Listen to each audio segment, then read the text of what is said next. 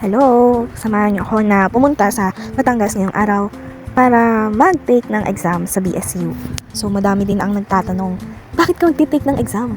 Hindi mo naman sure kung papasok sa college. Siyempre, just in case naman na magbago ang isip ng babae, at least, nag-take ako ng exam.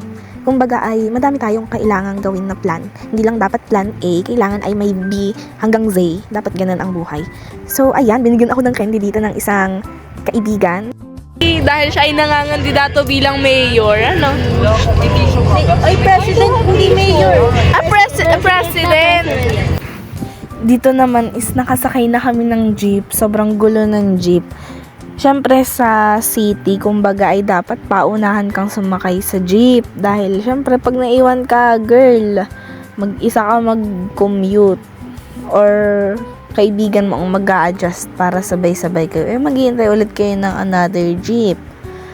Ayan. Pinatikim nga pala kami dito ng iced coffee, guys. Pero, sabi namin, pumunta muna kaming dorm kasi nga, bababa muna namin yung gamit namin. Ganito pala dito, guys, sa may city. So, ngayon lang ako nakapasok sa dorm ng may dorm talaga. Umakyat kami second floor. Pero hindi naman kami magkakasama yung lalaki at babae. Sinamahan lang nila kami magbitbit ng gamit. Kasi, after nito, pupunta kami ng mall. Siyempre, nasa city ka na, why not grab the opportunity na pumunta sa mall, diba?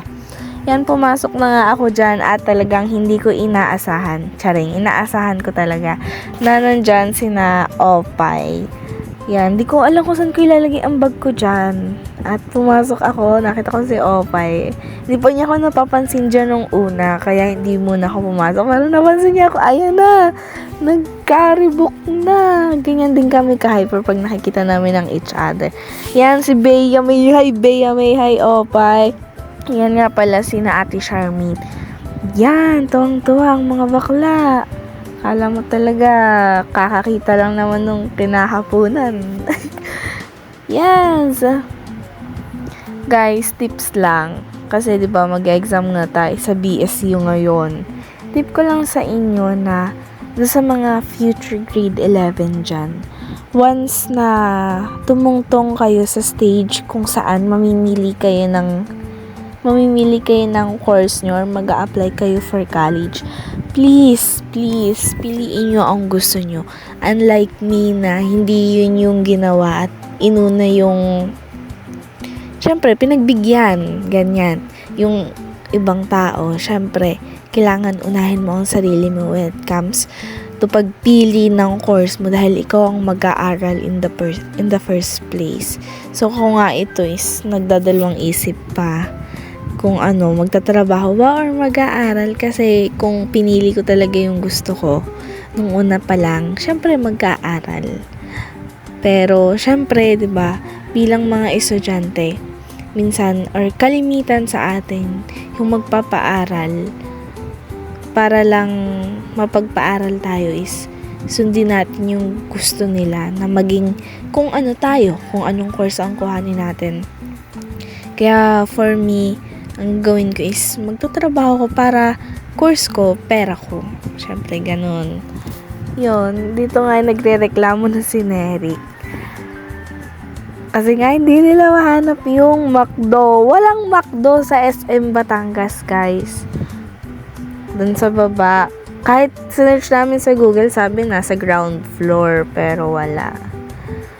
Ayan. Ito lang yung Sabado ko. Sabado pa lang yan kasi kinabukasan pa yung exam.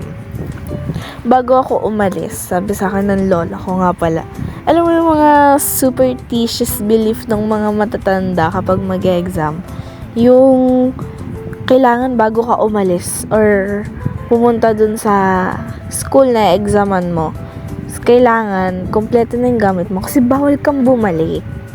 And story time, ang nangyari sa akin, naiwan ko yung wallet ko.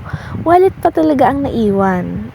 Naalala ko yung sinabi ng lola ko. Sabi ng lola ko, huwag kaming babalik dun sa pagkatapak mo sa labas, huwag ka nang babalik at dala mo na yung dala mo. Malapit lang kami sa dorm, pero hindi ko binalikan yung wallet ko. Anong nangyari? Nangutang muna ako ng pera, tapos saka ako binayaran nung pagbalik na sa dorm. 'Di ba? kahit, wala naman kasing mawawala. Kasi pwede naman ako makautang. Yun nga lang, hindi nga lang ako makapag-ukay after exam. Kasi nahihiya naman din syempre ako. Diyan naman, tinan mo, nandun na kami sa may arcade, pero lumabas-labas pa kami. Kasi, hindi ko alam, kakain ata kami niyan. I don't know. I think. Kasama ko din si Laika niyan. Nakakatuwa kasama si Laika sa totoo lang. Kasi siya talaga yung naglilihi sa McDo. Hindi naglilihi literal ha. Like, gustong-gusto niya yung McDo. Nako. Pagaw na kasi. Bakit ka na-stress?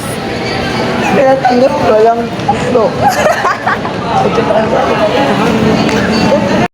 Nakita namin sina Princess, sina Jade. Yun, katapusan ng vlog.